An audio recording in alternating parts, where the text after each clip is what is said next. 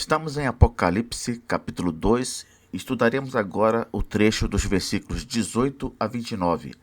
Carta à igreja em Tiatira. Dê uma pausa no vídeo, faça sua oração, pedindo iluminação do Espírito Santo para entender tudo aquilo que vou dizer aqui e volte para prosseguirmos com o estudo. Muito bem, versículo 18.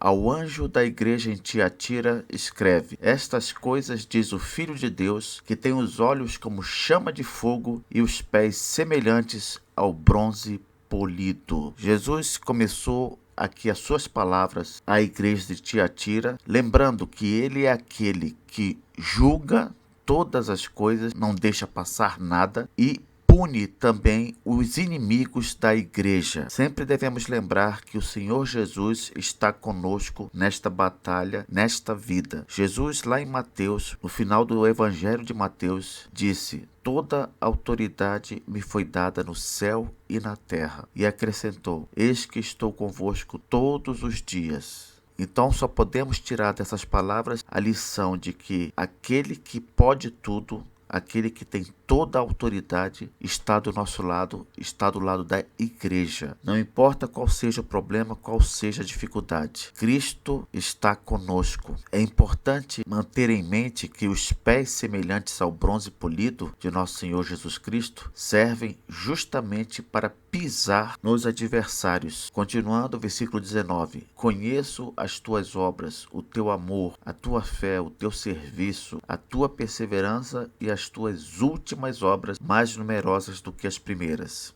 Durante o estudo enfatizei, e nunca é demais falar sobre isso, um bom objetivo de vida cristã para todos nós é procurar prestar mais obras a Cristo agora do que quando nos convertemos. Os crentes de Tiatira conseguiam realizar esse tipo de coisa, algo inédito na maioria das igrejas. Eles prestavam mais obras agora, no momento atual da igreja, do que quando se converteram. Eles não só mantiveram o mesmo entusiasmo do início de sua conversão, como ainda progrediram nisso, trabalhando muito mais para o Senhor. Poucos são os crentes que podem, analisando a sua vida, dizer que agora eu sirvo ao Senhor mais do que eu servia quando eu me converti. Os crentes de Tiatira podiam fazer isso. Infelizmente, eles tinham alguns problemas também. E todo crente deve ver esse tipo de coisa como algo natural em sua vida. Considerando que não somos perfeitos, que somos limitados, devemos entender que nem tudo são flores na vida do crente. Ele pode ter um motivo de elogio, mas sempre vamos ter uma razão para ser criticados. Porém, devemos ver isso com naturalidade. Temos erros? Sim, temos. Então vamos consertá-los. É simples assim. O crente não pode ser melindroso, não pode ser aquele tipo de gente que não aceita crítica. Pelo contrário, se a crítica for construtiva, ele deve prestar atenção e deve se endireitar, deve voltar para o caminho correto. Os crentes de Tiatira tinham motivo para elogio e Jesus os elogiou. Agora, porém, Jesus vai criticá-los e eles deveriam considerar essa crítica como uma orientação para a melhora. Qual é a crítica, professor? Versículo 20. Tenho, porém, contra ti o tolerares que essa mulher Jezabel, que a si mesma se declara profetiza, não somente ensine, mas ainda seduza os meus servos a praticarem a prostituição e a comerem coisas sacrificadas aos ídolos. Os crentes de Tiatira permitiam que essa mulher, aqui chamada de Jezabel, como alusão à esposa de Acabe lá no Antigo Testamento, aquela rainha idólatra e imoral, eles permitiam que essa mulher aqui ensinasse na igreja. E não somente ensinasse, mas também seduzisse os servos de Deus a praticarem imoralidade sexual e a participarem de banquetes com coisas sacrificadas aos ídolos, algo muito comum naquela época. Jesus aqui deixa claro que deu oportunidade para que aquela mulher se arrependesse. Veja o versículo 21. Dei-lhe tempo para que se arrependesse. Ela, todavia, não quer arrepender-se da sua prostituição. Jesus deu uma chance àquela mulher, porém ela ignorou a oportunidade. Quando estamos fazendo alguma coisa errada, devemos entender que a falta aparente de punição não quer dizer omissão de Cristo. Não. Uma falta aparente de punição quer dizer oportunidade. Aproveite que não foi punido ainda e procure voltar ao caminho certo. Não espere que aquele que tem os olhos como chama de fogo e os pés como bronze polido venha a agir contra você. Essas características terríveis de nosso Senhor devem ser reservadas aos inimigos do povo de Deus. Quão triste é vermos Jesus agindo contra a sua igreja. Não se coloque do lado dos inimigos de Deus, mas dos filhos dele. Não ignore as advertências, não ignore a paciência e a misericórdia de Deus. Não faça como Jezabel. Ela teve oportunidade para se arrepender, mas não quis fazê-lo. Então o que Jesus decidiu? Versículo 22. Eis que a prostro de cama, bem como em grande tribulação os que com ela adulteram, caso não se arrependam das obras que ela incita. Jesus decidiu pela enfermidade sobre a vida daquela mulher. Eu sei que muita gente estranha esse Jesus do Apocalipse, porque o Jesus dos evangelhos parecia muito mais doce, terno e amigável. Porém, é como eu tenho dito, o Jesus de Apocalipse, ele retrata o Jesus vitorioso e o Jesus que vai voltar em julgamento. Então é natural que ele seja mais incisivo e seja mais rígido. E é isso que nós vemos aqui. Ele decretou uma enfermidade sobre a vida de Jezabel e ainda ameaçou com tribulação aqueles que se juntaram a ela. Jesus não só pune o autor do escândalo, aquele que começou tudo, mas também os que foram enredados, os que foram atraídos por essa mulher. Eles não são considerados inocentes, e sim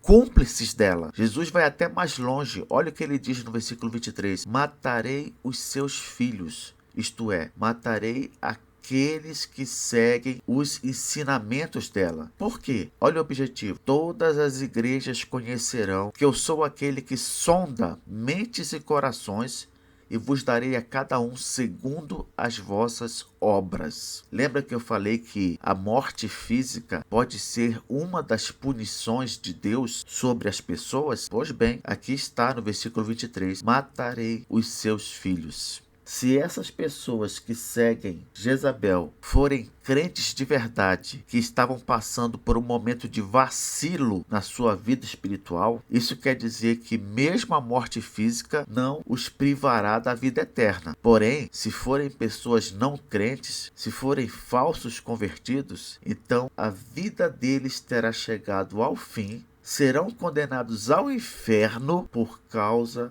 de uma falsa profetisa, de uma falsa professora que apareceu na igreja. Já pensou uma coisa dessas? Ser condenado ao inferno por causa disso? De uma mulher que apareceu na igreja ensinando coisas erradas? Versículo 24. Digo todavia a vós outros, os demais de Tiatira, a tantos quantos não têm essa doutrina e que não conheceram, como eles dizem, as coisas profundas de Satanás, outra carga não jogarei sobre vós. Enquanto havia crentes seguindo Jezabel, havia aqueles na igreja que não se deixaram levar pelos ensinos da mulher. Aqui nós temos uma dica a mais sobre o que ela ensinava. Essas coisas profundas de Satanás podem ser entendidas como aquela ênfase no ensino a respeito de demônios, a respeito dos principados e potestades. Quantas igrejas aí que gastam mais tempo falando e ensinando sobre o inimigo do que sobre Deus, do que sobre Cristo, do que sobre o Espírito Santo. Porém, uma coisa é verdade, sempre haverá na igreja os verdadeiros crentes, aqueles que não se deixarão levar por fábulas, conversa fiada e coisas que não edificam. Sempre em toda a história da igreja houve dentro dela os verdadeiros filhos de Deus, e não era diferente em Tiatira. Havia os fiéis, os que permaneciam fiéis e não se deixavam levar pelo que dizia aquela mulher. Por isso que Jesus fala que outra carga não jogarei sobre vós, como se dissesse, do jeito que vocês estão, está muito bem. Por isso que no versículo 25 ele acrescenta: tão somente conservai o que tendes, até que eu venha. Caminhando para o final, Jesus diz, versículo 26, ao vencedor que guardar até o fim as minhas obras, eu lhe darei autoridade sobre as nações, e com cetro de ferro as regerá e as reduzirá a pedaços, como se fossem objetos de barro. Nós vimos no estudo sobre esse trecho que essa realidade vai se dar quando Jesus voltar em glória. A igreja estará ao seu lado como seu exército, e naquele curto período ali da sua volta, nós estaremos sobre os nossos inimigos. Aqueles que nos perseguiam estarão sob a autoridade de Cristo para receber a sua devida punição. E Jesus, que é o único rei que luta no lugar do seu exército, esmagará, reduzirá a pedaços os inimigos do povo de Deus. É Ele que fará isso no nosso lugar, mas estaremos com Ele ali do seu lado. Então podemos dizer que uma coisa é certa: aqueles que nos perseguem, aqueles que perseguem a igreja, um dia serão punidos pelo Rei da igreja. No versículo 28, Jesus adiciona a seguinte informação: assim como também eu recebi de meu Pai, dar-lhe-ei ainda a estrela da manhã. A estrela da manhã, ela está relacionada à autoridade. Quando Jesus voltar, ele vai dar a cada crente autoridade sobre a nova criação, sobre o novo céu e nova terra. Quando surgiram o primeiro céu e a primeira terra, lá no livro de Gênesis, nós vimos que Deus colocou o homem e a mulher como governantes, como vice-regentes de Deus nesta criação. Tanto é verdade que ele disse: crescei, multiplicai-vos, dominai. Da mesma forma vai acontecer no novo céu e na nova terra. Cristo vai dizer ao seu povo: dominai sobre a nova criação. Nós seremos como que mordomos de Deus, administrando e dirigindo todas as coisas para a sua glória. Que privilégio! Não é à toa que Paulo diz que somos mais que vencedores. Enquanto que uma pessoa, para vencer, ela tem que batalhar e tem que ganhar a luta, nós já temos a vitória como certa no final de tudo. Quem tem ouvidos, ouça o que o Espírito diz às igrejas. Amém.